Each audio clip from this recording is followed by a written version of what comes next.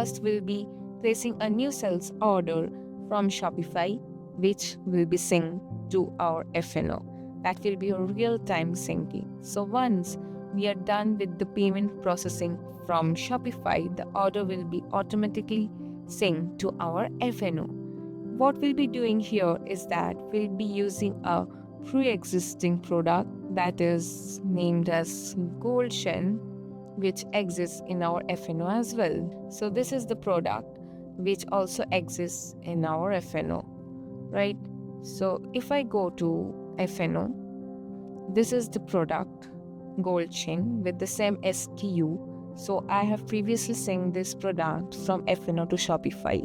So in both the ends, this product exists. So now let's go to Shopify and create a new sales order under this particular customer named as Farooq Muhammad, which exists in our F&O as well with the same details as I have synced the customer from Shopify to F&O previously. Now let's search the product Gold Chain. Yes. Now let's place a new sales order from Shopify. So we have to give the credit card details here. Let's give that. So as you can see, I have placed a new sales order in Shopify. And with the real-time syncing, the sales order from Shopify to F&O will be quickly synced with all the details that have been mapped. As per as your business logic, it will be mapped by us. So let's go to F&O and find the sales order. From sales and marketing module, I will be finding the sales order here. As you can see, this is the sales order that have been synced from Shopify to F&O with under that particular customer account that I have placed the sales order. So if I click onto the sales order, okay. So as you can see here, the product is also visible. That is the Gold Chain.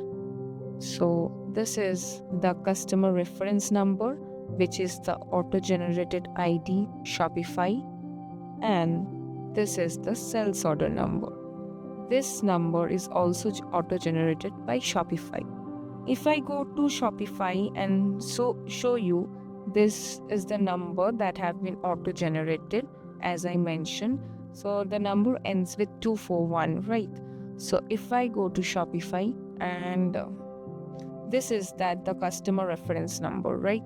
So here the customer reference number is mapped with the sales order auto-generated number. And if I go to customers and open this, so as you can see, this is the customer ID, that is the number ending with 241.